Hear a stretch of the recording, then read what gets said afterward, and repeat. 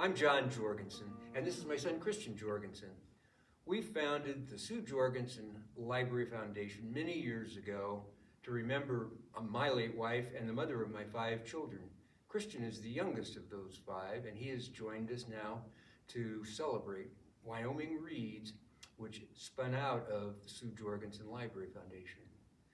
The program started by giving books very simply to one elementary school here in Casper many years ago, and that was so much fun. We decided to try it as a county-wide celebration, and we got some volunteers and raised a little money, and that was even more fun. And as time went by, the program spread, and we were encouraged to make it a statewide program, and that's now how Wyoming Reads is coming about.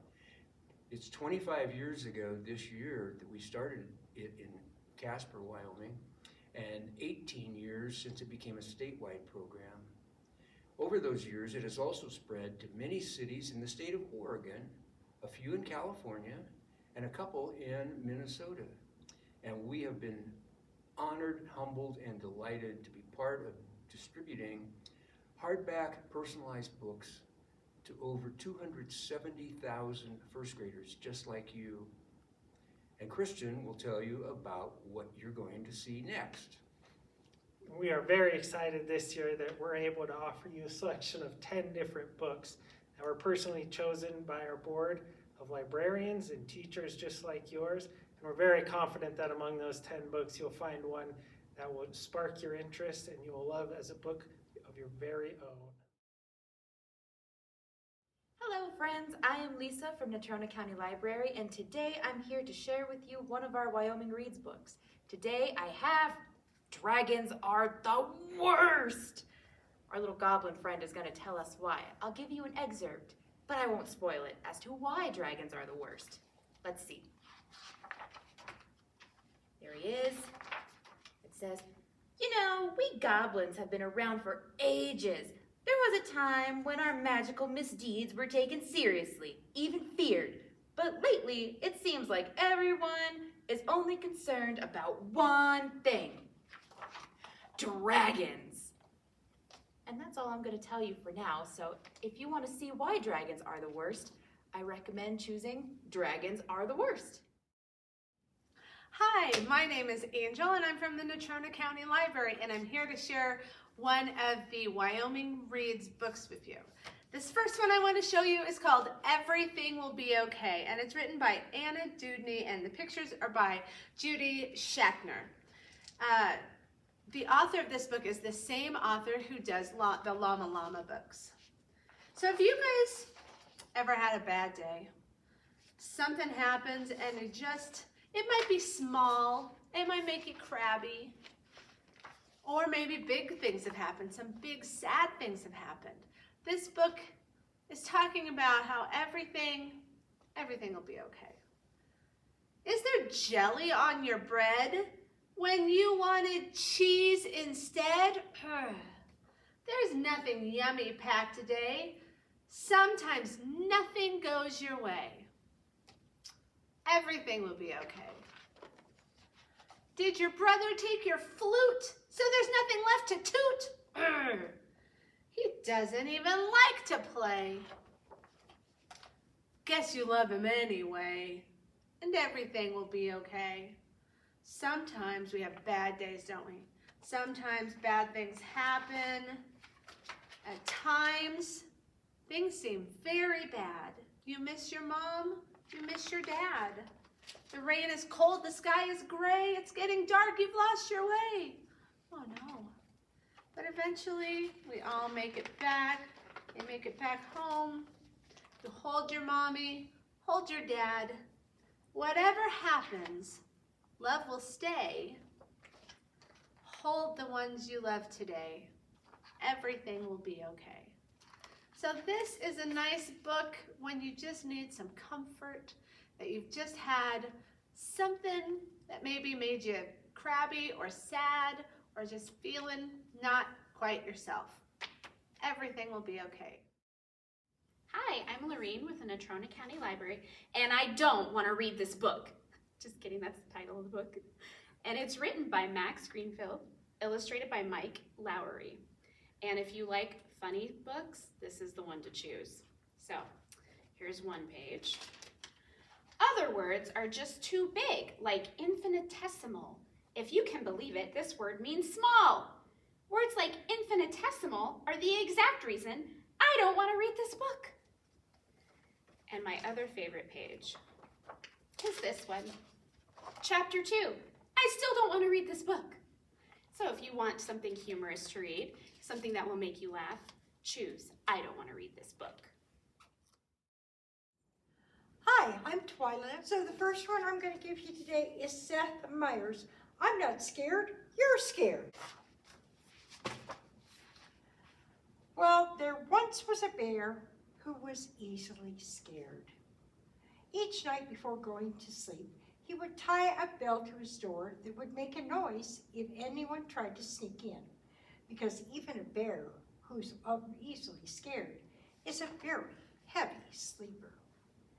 He was even afraid of his own reflection, and because he couldn't see himself, he never brushed well and always had food stuck in his teeth. And when you're a scared bear with food in your teeth, you don't have many friends. But Bear had one, Rabbit. Rabbit was never scared. She read scary stories, she slept with her door wide open, and she brushed her teeth while hanging from a tree branch by her ears. This gave her very strong ears. Well, one day Rabbit made an announcement. Bear, we're going on an adventure.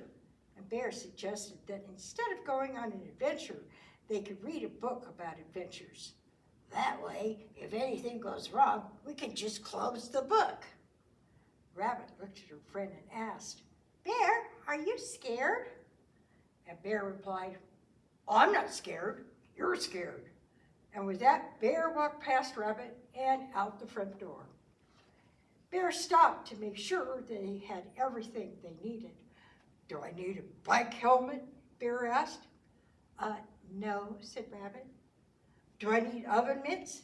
No, said Rabbit. Do I need bear repellent? You're a bear, said Rabbit. Well, on their venture, they come to a stream. It's cold and deep. They come to the woods. It's dark and spooky. They come to the mountains. It's high and slippery. You will not believe what Bear goes through to get around all these obstacles. But then something happens to Rabbit. Will Bear have to become brave and not scared? You'll have to read the book to find out. Hi friends, it's Lisa from the library again, and I have another book to share with you. This one is called Night Owl. Well, this one looks interesting. What do you think? We'll see what's going on with this one. Since the day he hatched, Owl had one wish: to be a knight. Every morning before he drifted off to sleep, he imagined himself as a real knight. He would be brave, he would be clever, and he would have many friends. It was just a dream until one day, and then I wonder what will happen with our friend Owl. Will he become a knight? What will he do if he does? You'll have to find out if you get Night Owl. Hello, my name is Chelsea, and the first book I would like to share with you today is called Mars, Earthlings Welcome. It is a nonfiction book, and it has many facts about Mars and Earth, and it starts off with an invitation. You're invited. Mission to Mars. When? As soon as possible, but probably not for a few decades. Where? On Mars, of course. And look here, he calls himself Planet Awesome. Throughout the book, it talks about facts about Mars, how it's the fourth planet from the sun, and how awesome it would be if you could go and visit. And at the very end of the book, there are facts about Mars, comparing it to Earth and Mars by the numbers, and a brief history of humans and Mars. So if you like nonfiction, and especially books about space, you will want to choose Mars, Earthlings Welcome. Hi, this is Chelsea again, and I have another book. This one is called Norman Didn't Do It. Yes, he did. I wonder what Norman did or didn't do. Well, our lovely story starts off with Norman. Norman was a porcupine, and Norman's best friend was Mildred. Mildred was a tree. Now, Mildred and Norman do all kinds of fun things together. They play chess, they hang out, tell stories. But something happened one day. There was someone else. And who is that? It was another tree. Uh-oh, Norman's starting to feel a little jealous. So, you don't think it could get any worse? Well, it did. Because one day, he comes out to find the worst thing possible happened. Touch! Mildred and the other tree grew too close together. It was the last straw, even though in this case, there were no straws, just branches. And this leads Norman to do something a little bit naughty, and I think you can maybe take a guess just from the cover. If you want to find out what Norman did or didn't do, you'll have to choose Norman Didn't Do It. Hi, it's me, Twyla, again. I have another book to share with you. It's called Ribbit, The Truth About Frogs by Annette Whipple. Well, who's hopping? The leaping legs, the bulging eyes, the sticky tongue. Frogs, they jump, they climb and swim. They munch on insects and splash in ponds. But these amphibians do so much more. Did you know that they have found 7,000 kinds of frogs? And they find 100 new kinds of frogs every year? So you could go out in your yard and maybe find a new frog all your own. Is there a difference between frogs and toads? Yes, you'll have to read it to find out. Well, how did they eat? They eat with their tongues, right? But there's a frog in the back of the book that doesn't have a tongue. I wonder how he eats. And what sounds do they make? We always assume that frogs go ribbit, ribbit, but not all of them do. Some of them quack, some of them chirp, some of them even trill. There's only one species that actually goes ribbit. I did not know that. And it goes through all the different things, how they live, how they survive. How come frogs don't freeze during the winter? The sugar in their bloodstream acts like antifreeze, and when it warms up, they unthaw and they're just fine. I wonder if that would work for us. Then it tells you about all sorts of other frogs in the back too, like the Goliath frog, who is almost a foot big and weighs 7 pounds. That's really big. And then this tiny little one over here that is only about 3/8 of an inch this big. So if you're fascinated by frogs, read this book. You'll be astonished. Hi, I'm Lorene from the Natrona County Library, and I'm going to introduce Van Penguin, and it is written and illustrated by Lucy Ruth Cummins. And it is about a small vampire and a teeny penguin and a big switch. So let's read a couple pages and see if we can get an idea of what's going to happen. The first page, on Saturday, the Dracula family woke up extra early so they could beat the weekend crowds to the zoo. Okay, they're going to the zoo. Let's see what happens next. Their first stop was always the penguin house. Okay. Let's see.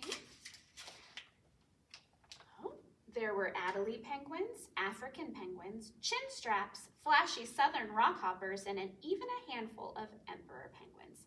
And I don't know if you noticed this, but the baby vampire looks an awful lot like the penguin. So if you want to see what happens and the big switch that takes place, choose Van Penguin. Hi, it's Angel again, back with another Wyoming Reads selection. This one's called With Lots of Love, written by Jenny Torres Sanchez.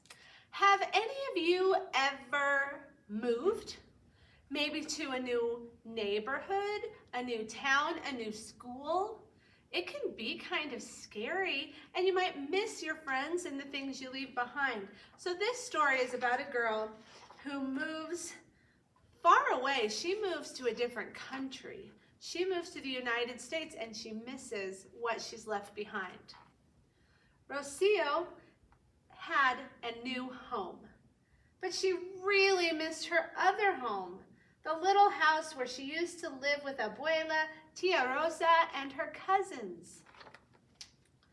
She missed Abuela's small grocery store where her grandmother sold fresh fruit and vegetables, pan dulce, and ice pops made of watermelon, mango, and coconut cream. Rocio used to visit Abuela's store every day. Abuela always called out, "Hola, mi amor." Her voice sounded like a faraway flute. So she's really missing her grandmother, her abuela, her aunts, her cousins. She's remembering all of the great things that she had at home, things that her grandmother would make for her, all of her friends. She's missing home so much. She's even missing her language because where she's moved to, they don't even speak the same language that her family spoke at home. So it's her birthday coming up, and she is excited to have it in the new place, but she misses her comforts of home. She misses the things that her abuela would have made for her, her cousins that she played with. So there's a surprise at the end of the book. She gets a wonderful birthday surprise that she gets with lots of love. So if you can relate, or if that sounds like a fun book to you, pick this book.